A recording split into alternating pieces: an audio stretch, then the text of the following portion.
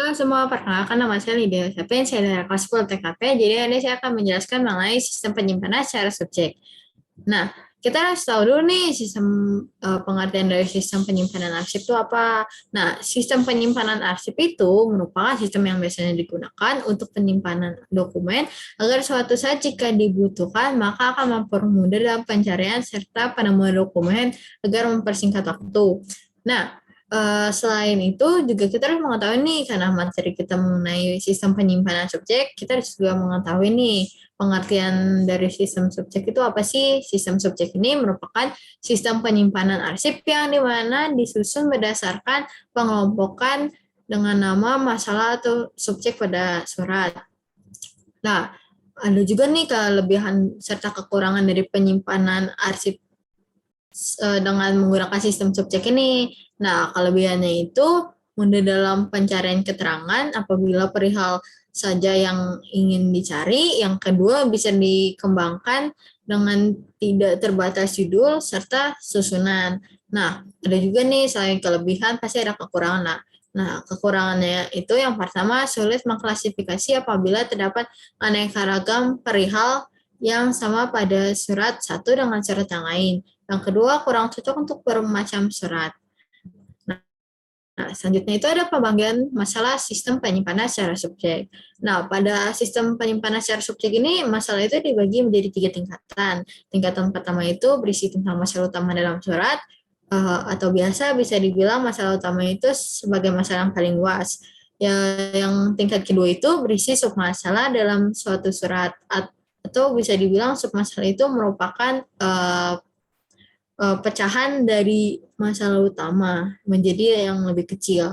Nah, tingkat ketiga itu berisi sub-sub masalah. Nah, sub-sub masalah ini merupakan dari masalah sub masalah dipecah menjadi sub-sub masalah atau sub yang lebih kecil. Nah, selanjutnya ada daftar klasifikasi pada sistem subjek. Nah, yang pertama itu ada masalah utama yang tadi saya sudah jelaskan juga.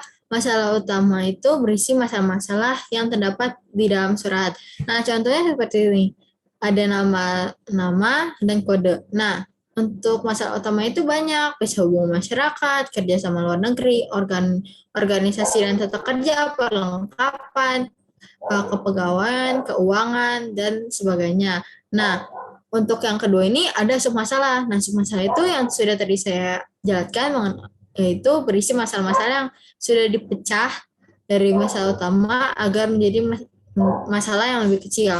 Nah, contohnya untuk daftar klasifikasinya ada seperti ini. Jadi untuk masalah utamanya itu adalah keuangan. Nah, submasalahnya adalah upah dan gaji, pajak, kredit, pembelian, utang, dan piutang. Nah, selanjutnya yang ketiga itu ada sub-sub masalah. Sub-sub masalah itu yang sudah saya jelaskan juga, itu berisi sub masalah yang sudah dipecah menjadi lebih kecil. Nah, untuk contohnya seperti ini. Ini masalah utama yang upah dan gaji itu merupakan sub masalah. Nah, sub-sub masalah itu yang tadi saya sudah jelaskan itu lebih kecil dibandingkan sub masalah. Jadi untuk sub masalah itu berisi seperti ini: upah atau gaji bulanan, upah atau gaji mingguan, upah atau gaji harian, dan sebagainya. Nah, selanjutnya kita masuk ke dalam peralatan dalam proses penyimpanan arsip. Nah, pasti kalau kita menyimpan arsip, pasti kita memerlukan yang namanya peralatan. Nah, peralatan yang digunakan itu adalah filing cabinet, guide, folder, kartu indeks, rak sortir, lemari kartu, indeks. Nah, untuk filing cabinet, guide, dan folder itu bisa disesuaikan dengan jumlah masalah yang ada pada suatu surat atau suatu perusahaan. Nah, selanjutnya itu penyimpanan arsip secara sistem subjek ini ada beberapa prosedur, yaitu yang pertama memeriksa berkas. Memeriksa berkas ini adalah kegiatan yang dimana pada saat surat masuk, maka akan disimpan serta diperiksa untuk memastikan apakah sudah selesai diproses atau belum, serta membedakan subjek dari surat. Yang kedua itu mengindeks. Nah, setelah memeriksa berkas, kita akan masuk ke proses mengindeks. Nah, mengindeks ini itu dilakukan untuk menentukan permasalahan surat dengan mencocokkan daftar klasifikasi yang sudah dibuat. Nah, setelah mengindeks itu akan masuk ke dalam proses pengodaan. Nah, setelah itu surat yang sudah diindeks dan sudah sesuai dengan daftar klasifikasi, maka akan dituliskan kode sesuai dengan daftar klasifikasi yang tadi sudah ada. Biasanya untuk kode ini bisa menggunakan huruf ataupun angka. Setelah dari proses mengodok, kita akan masuk ke dalam proses menyortir atau persortiran.